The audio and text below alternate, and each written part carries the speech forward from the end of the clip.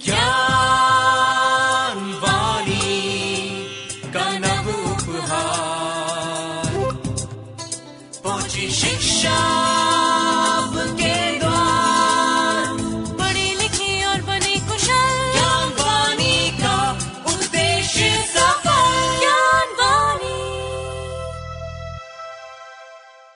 नमस्कार श्रोताओं, स्वागत है आप सभी का हमारे ज्ञान से भरपूर कार्यक्रम साप्ताहिक ज्ञान पत्रिका में। आज के अंक में आपके साथ हूँ मैं हरप्रीत कौर।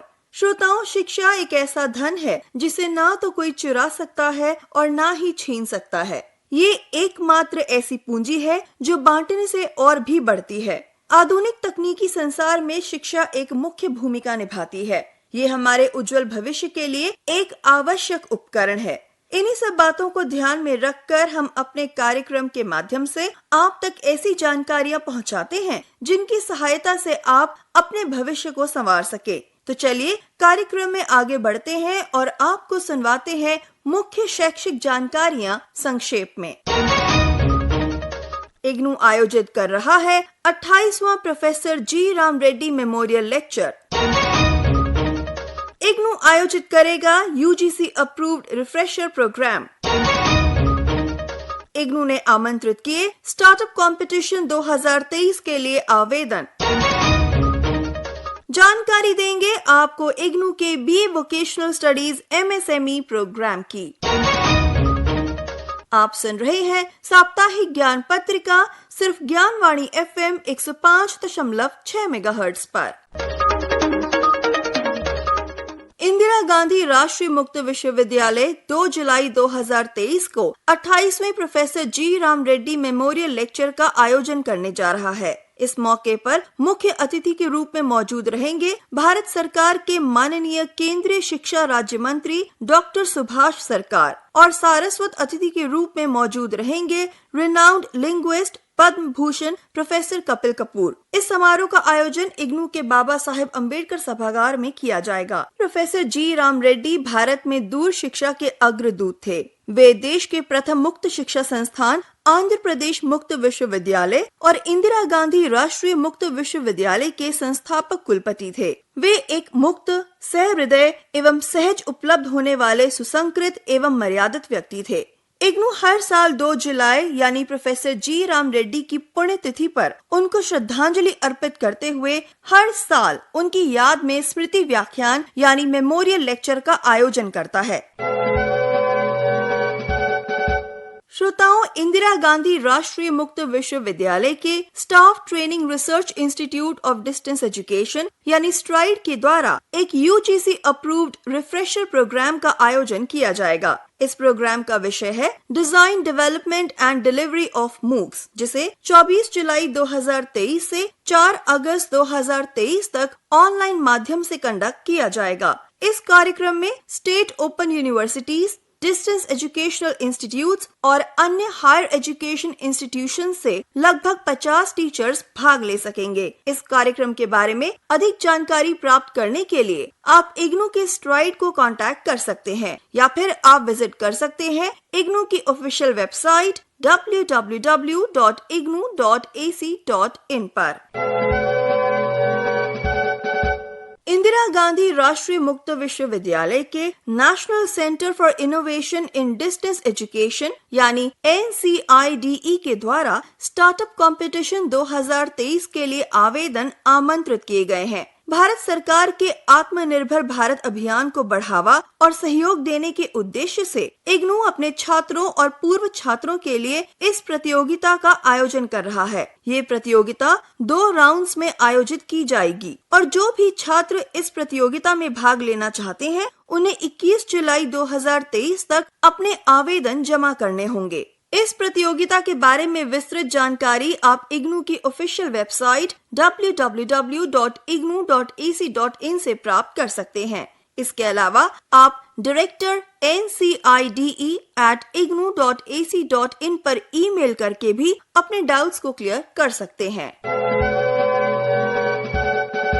इंदिरा इंदिरा गांधी राष्ट्रीय मुक्त विश्वविद्यालय के school of vocational education and training द्वारा एक रोजगार परक under graduate program BA vocational studies MSME offer किया जाता है। इस प्रोग्राम के बारे में विस्तृत जानकारी देने school of vocational education and training के डायरेक्टर डॉक्टर RSP सिंह ने बताया, वैसे विद्यार्थी जो अपनी शिक्षा के साथ साथ कार्य भी करते रहे हैं, लेकिन अपना पढ़ाई को और अपनी कार्यशैली को परखना चाहते हैं, अपने हुनर को और तराशना चाहते हैं, ऐसे विद्यार्थियों के लिए हमारे स्कूल से, हमारे विद्यापीठ से रोजगार परख हमारे प्रोग्राम्स हैं, जैसे कि फैशन डिजाइन का है, ऑफिस मैनेजमेंट का है। इस प्रोग्राम की खास बात है इसमें सारे हमने वोकेशनल कंपोनेंट जो कि स्किल से रिलेटेड है, इन्वायरमेंट के रिलेटेड से है, कंप्यूटर से रिलेटेड है, सॉफ्ट स्किल्स है, उन सारे कंपोनेंट्स को हमने रखा है और ये सेमेस्टर वाइज प्रोग्राम है। तो जो विद्यार्थी अपने एक निश्चित कार्यकाल तक, एक निश्चित समय तक करके निकलना चाहे तो उसमें एग्जिट का भी ऑप्शन है और वो एग्जिट करेंगे तो डिप्लोमा का उनको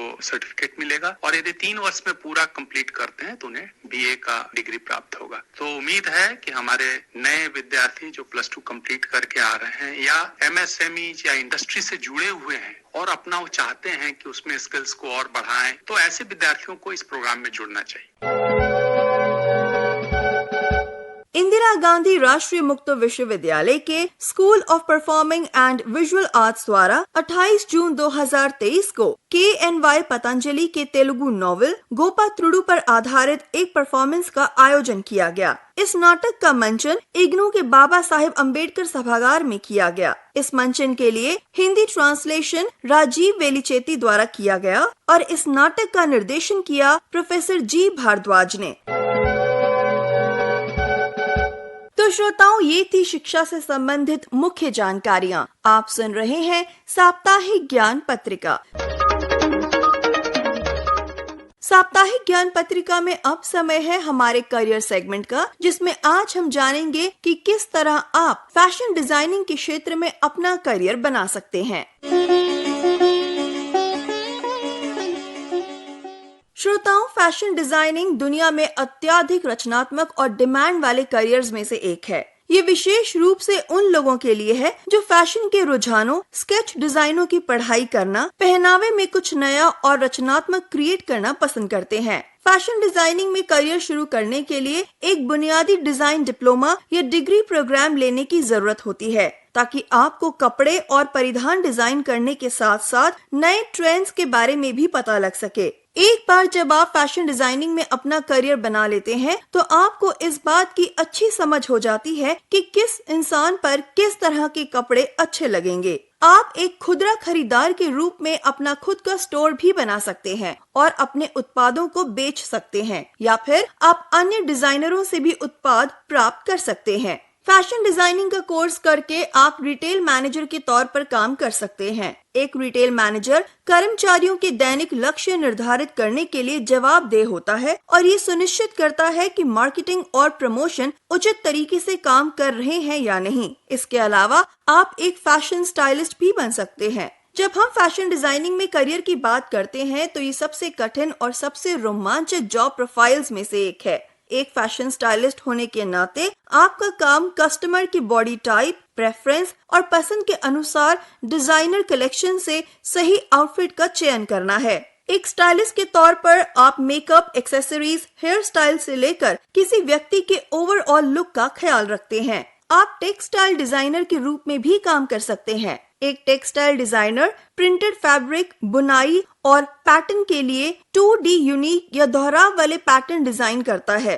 इसके अलावा आप ज्वेलरी और फुटवेयर डिजाइनिंग में भी अपना करियर बना सकते हैं। ये एक अलग ही तरह की मार्केट है जो फैशन डिजाइनिंग के अंतर्गत ही काम करती है। श्रोताओं, फैशन डिजाइनिंग सबसे आकर्षक करियर विकल्पों में से एक है। ये उन लोगों के लिए बहुत सारे अवसर खोलता है जो वास्तव में आर्ट को डिजाइन करने के शौकीन हैं। जैसा कि हमने आपको बताया कि आप टेक्सटाइल एक्सपोर्ट हाउस में काम कर सकते हैं या फिर आप फैशन बुटीक में भी काम कर सकते हैं। आप स्वतंत्र रूप से फैशन डिजाइनर के रूप में भी अपना बिजनेस शुरू कर सकते हैं। इसके अलावा आप टेक्सटाइल और फैब्रिक मैन्युफैक्चरिंग यूनिट की रिटेल चेन में भी काम कर सकते हैं। साथ ही फैशन ब्रांड शोरूम्स और टीवी और फिल्म इंडस्ट्री में भी आप काम कर सकते हैं। इसके अलावा अगर आप टीचिंग में इंटरेस्टेड हैं, तो आप किसी भी इंस्टीट्यूट में फैशन डिजाइनिंग पढ़ा सकते हैं। फैशन डिजाइनिंग में करियर बनाने के लिए जरूरी बुनियादी योग्यता है फैशन डिजाइन या फैशन टेक्नोलॉजी या टेक्सटाइल डिजाइन में डिप्लोमा या डिग्री होना। तो श्रोताओं, ये था हमारा आज का करियर सेगमेंट, जिसमें हमने जाना कि किस तरह से आप फैशन डिजाइनर के तौर पर अपना करियर बना सकते हैं। आप सुन रहे हैं साप्ताहिक ज्ञान पत्रिका। अब समय है रोजगार संबंधित जानकारी का। Rajasthan staff selection board Jaipur के द्वारा जूनियर अकाउंटेंट और तहसील रेवेन्यू अकाउंटेंट के पदों के लिए आवेदन आमंत्रित किए गए हैं। आप इन पदों के लिए 26 जुलाई 2023 तक आवेदन कर सकते हैं। अधिक जानकारी के लिए लॉगिन करें rsmssb.rajasthan.gov.in पर। चंडीगढ़ पुलिस डिपार्टमेंट में असिस्टेंट सब इंस्पेक्टर एग्जीक्यूटिव के 44 पदों के लिए आवेदन आमंत्रित किए गए हैं। अधिक जानकारी के लिए लॉगिन करें cp.chdadmnrectt.in पर। आप इन पदों के लिए 15 जुलाई 2023 तक आवेदन कर सकते हैं। Securities and exchange board of India यानी सेबी में आप officer grade A assistant manager legal के 25 पदों के लिए 9 जुलाई 2023 तक आवेदन कर सकते हैं। अधिक जानकारी के लिए लॉगिन करें www.sebi.gov.in पर। बिहार पब्लिक सर्विस कमीशन के द्वारा प्राइमरी टीचर, सेकेंडरी टीचर और पोस्ट ग्रेजुएट टीचर के पदों के लिए आवेदन आमंत्रित किए गए हैं। अधिक जानकारी आप bpsc.bih.nic.in से प्राप्त कर सकते हैं। आप इन पदों के लिए 12 जुलाई 2023 तक आवेदन कर सकते हैं। तो श्रोताओं, ये थी रोजगार संबंधित जानकारियाँ। आप सुन रहे हैं साप्ताहिक ज्ञान पत्रिका। श्रोताओं, अब आपको अवगत कराते हैं कुछ ऐसे तथ्यों से जिनकी वजह से रहा बीता सप्ताह इतिहास में खास। जी हाँ, समय है हमारे segment history of the week का। 25 जून 1908 को भारतीय महिला स्वतंत्रता सेनानी और राजनीतिज्ञ सुचेता कृपलानी का जन्म अंबाला में हुआ था। ये उत्तर प्रदेश की मुख्यमंत्री बनी और वे भारत के किसी भी क्षेत्र की प्रथम महिला मुख्यमंत्री थीं।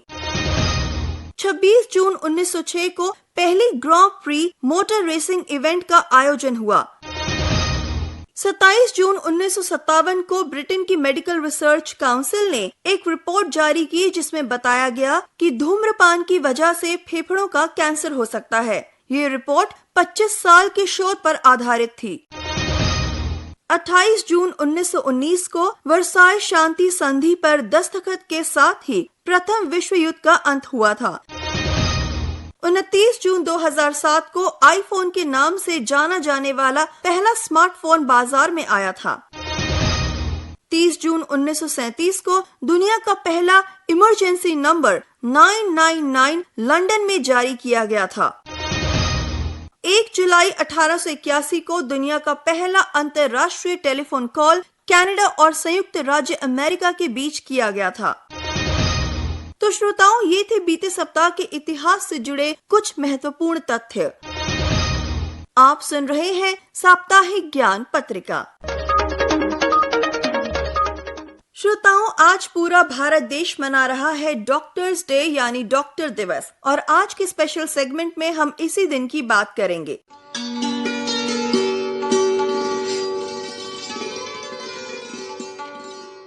हम सब जानते हैं कि डॉक्टर्स को भगवान का रूप माना जाता है, क्योंकि जब एक इंसान का जीवन खतरे में पड़ जाता है तो एक डॉक्टर ही उसकी जिंदगी को बचाता है। कोरोना काल में तो डॉक्टर्स ने खुद की जान जोखिम में डालकर न जाने कितनी ही जानें बचाई है। डॉक्टरों के इसी सेवा भाव, जीवन रक्षा के लिए किए जा रहे प्रयत्नों और उनके काम को सम्मान देने के लिए हर साल 1 जुलाई को राष्ट्रीय चिकित्सक दिवस मनाया जाता है। भारत में पहली बार राष्ट्रीय चिकित्सक दिवस मनाने की शुरुआत साल 1991 से हुई थी, जब तत्कालीन केंद्रीय सरकार ने पहली बार डॉक्टर्स डे मनाया था। इस दिन को मनाने की शुरुआत एक डॉक्टर की याद में हुई थी जिनका नाम था डॉक्टर बिधान चंद्र रॉय। डॉक्टर बिधान चंद्र रॉय एक डॉक्टर होने के साथ साथ एक समाज सेवी, आंदोलनकारी, स्वतंत्रता सेनानी और राजनेता भी थे। देश के स्वतंत्रता संग्राम में उन्होंने बढ़ चढ़कर हिस्सा लिया।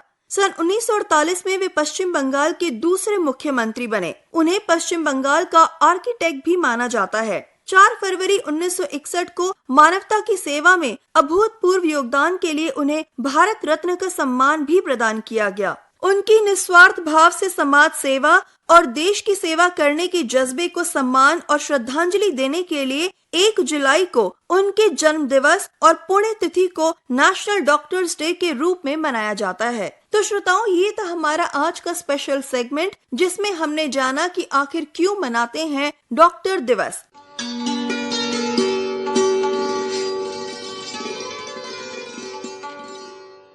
आप सुन रहे थे साप्ताहिक ज्ञान पत्रिका। श्रोताओं, हमारा ये कार्यक्रम आप सुनते हैं हर शनिवार सुबह 10:30 बजे सिर्फ ज्ञानवाणी FM 105.6 मेगाहर्ट्ज पर। आज के अंक को आप तक पहुंचाने के लिए तकनीकी सहयोग दिया परवेश कुमारी ने, आलेख रहा हरप्रीत कौर का, संपादन किया सदन लाल ने और प्रस्तुत करता थे कमल कुमार। आज के संग से मैं आपकी उद्घोषिका हरप्रीत कौर अब आपसे लेती हूँ इजाजत। नमस्कार। ज्ञानवाणी का नव उपहार, पहुंची शिक्षा